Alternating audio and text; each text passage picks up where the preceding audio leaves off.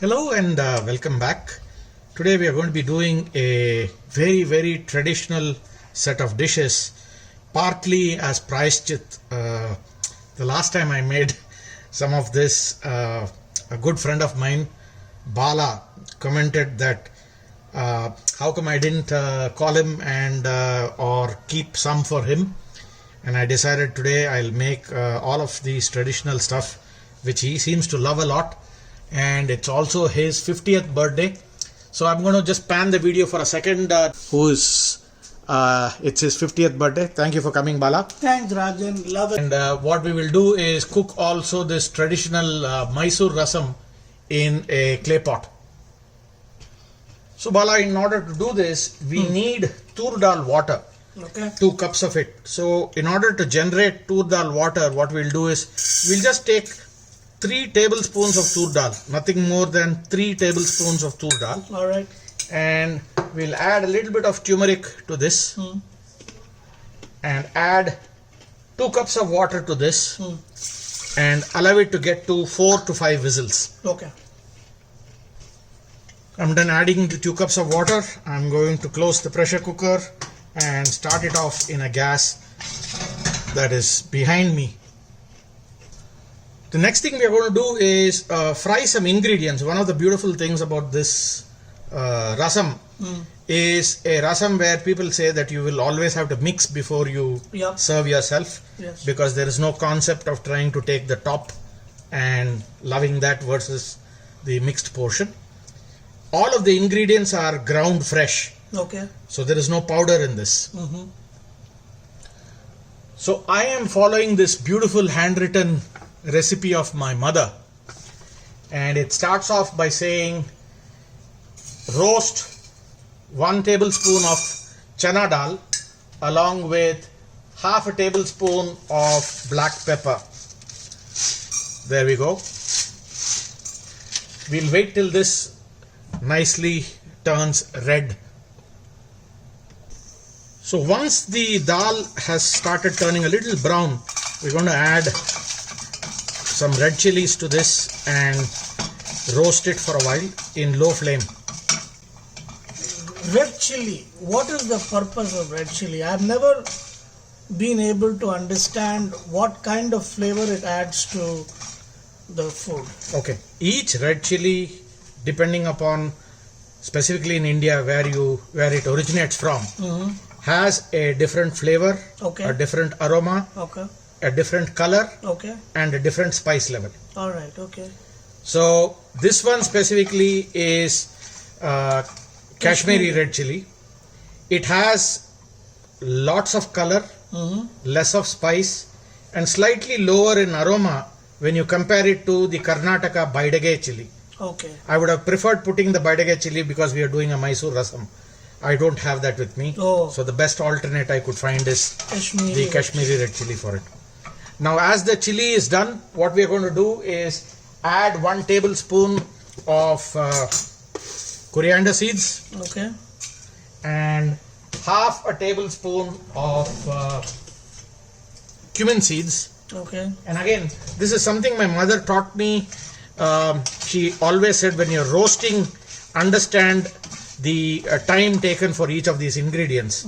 Always put the first ingredient in that takes most amount of time to roast. That's why I put the chana dal first, then along with the pepper. Got it. Then I put the red chili in, and now I'm adding the cumin. Some people tend to put raw cumin seeds instead of roasted. Okay. The raw cumin seed gives a totally different flavor, and for that matter of fact, raw cumin is used in avial. Okay. We don't roast the cumin there. All right, got you. Okay, once this is roasted, what we're going to do is turn off the flame. And once we turn off the flame, I'm going to add about 2 tablespoons of coconut. Oh. That's about 1, and let's say this is 2. I'm just using rough measurement. That's 2 tablespoons of coconut. I'm going to add a little bit of asafoetida. Hing, right? Hing. And also I prefer adding some curry leaves to this. Okay. what we'll do is just allow this to roast in the residual heat, and then we are going to grind it in a blender into a thin paste. Got it. Okay. So I've added the coconut and it just roasted itself in the residual heat. We're going to allow this to cool and then run it through a blender. In the meanwhile, what we'll do is get our beautiful clay pot and start the rasam process. So one of the things with a clay pot is to ensure that you heat it up slowly. I'm adding 2 tablespoons of sesame oil, which is a light sesame oil. We call it gingerly oil also. To this sesame oil, I'm going to add a little bit of mustard seeds. That's about half a spoon of mustard seeds, and I'm going to wait for it to burst. So the mustard has started bursting. I have with me 2 red chilies. I'm just going to break them and put them in. And I also have some curry leaves. I'm going to add the curry leaves to this.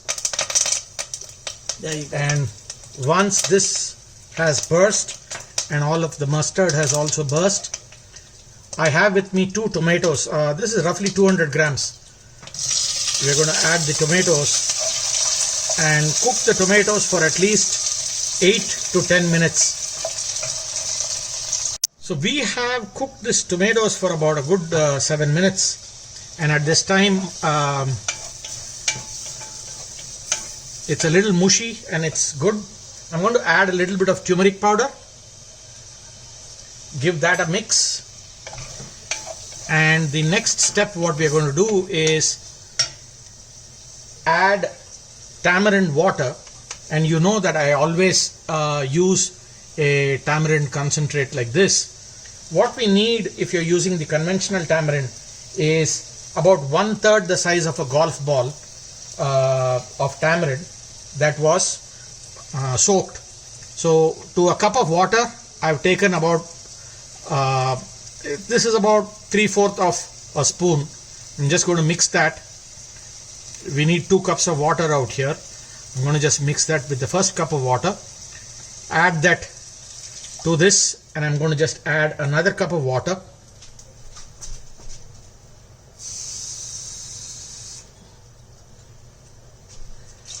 And you want to cook this for a good 15 minutes till the raw tamarind goes away.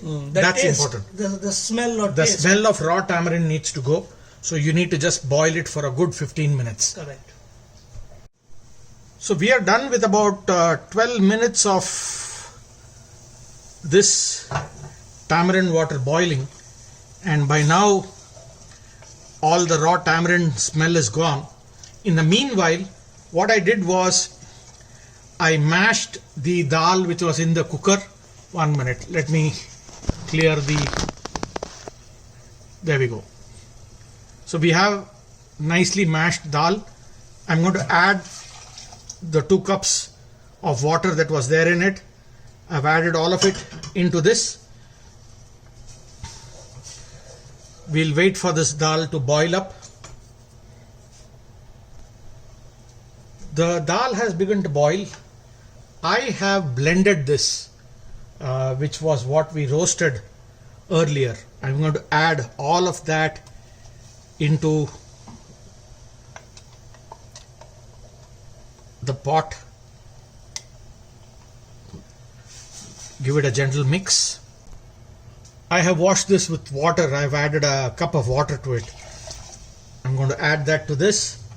And now is the time we will also salt this rasam. I'm going to add a good tablespoon of salt to it and allow it to come to a first boil, and then we will turn it off. Remember, this rasam is going to be a very thick rasam, almost like sambar, but not like sambar. At the same time, it's going to be a rasam that you want to always stir and then serve. So this rasam is reaching the first boil. You can see that. At this time, I'm going to add a teaspoon of jaggery There is nothing like not adding jaggery to Mysore Mysore rasam. rasam. Yes, And Mysore is known for its sweet, cum absolutely. spicy dishes, right? Absolutely. So there we go. And now we're going to garnish this with some coriander. So while this has reached the first boil, I'm going to add coriander to this and turn off the flame. We are ready with this rasam. This is the Mysore rasam. This is called Tenga Tohel. What we're going to do is take a little wok, add a tablespoon of sesame oil to this, and to this sesame oil we're going to add at least 5 red chilies, and I'm using the Kashmiri red chili just to get a beautiful red color as well to the Tenga Tohel. Tohel also means chutney or something that has been mashed. So I've taken 4 of these. We're going to quickly fry that in the oil. 1 tablespoon of urad dal. This is urad dal. We'll fry this till the urad dal turns slightly brown.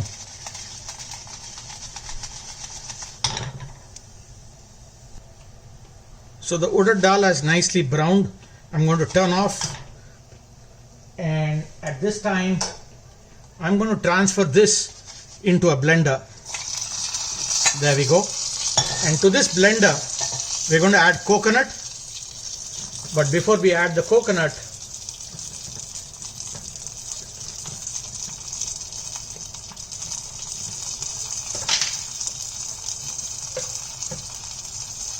I'm adding a quarter of a golf ball sized tamarind to it. There we go. And then I'm going to also add